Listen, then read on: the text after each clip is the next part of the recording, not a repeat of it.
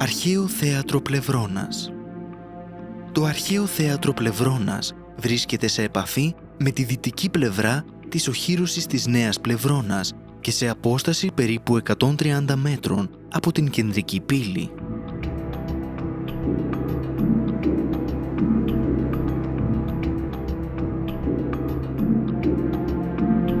Πρόκειται για ένα από τα πιο ενδιαφέροντα αρχαία θέατρα, τόσο λόγω της μοναδικής θέας προς τη λιμνοθάλασσα του Μεσολογγίου, όσο και της κατασκευαστικής του ιδιαιτερότητας.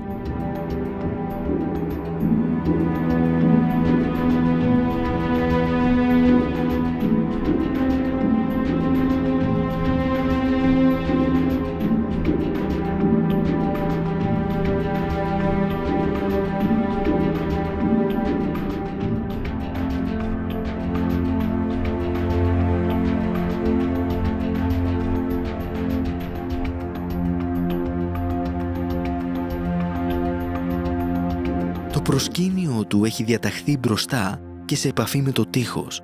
Το κύλο βλέπει προς τα δυτικά, ενώ τη λειτουργικότητα της σκηνής του θεάτρου συμπληρώνει πύργος διαστάσεων 6,5 μέτρων επί 3,3 μέτρα.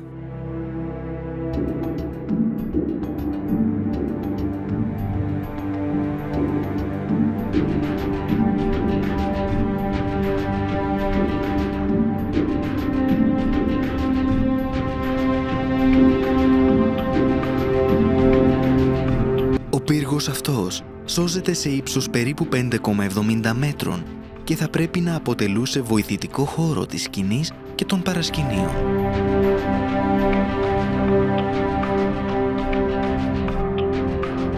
Η πάροδη του θεάτρου ήταν πλάτος 2,40 μέτρων με ιδιαίτερα χαρακτηριστικούς διαδρόμους. Η ορχήστρα του θεάτρου διαμέτρου 11,60 μέτρων είναι διαμορφωμένη με χώμα στο φυσικό έδαφος. Υπολογίζεται πως θα είχε 25 με 30 σειρές εδωλίων. Ορατές είναι μόνο 16.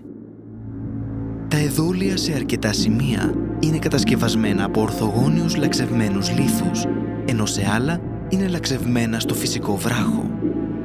Η σημερινή κατάσταση του θεάτρου είναι ικανοποιητική και δεν αντιμετωπίζει ιδιαίτερα προβλήματα στατικότητας.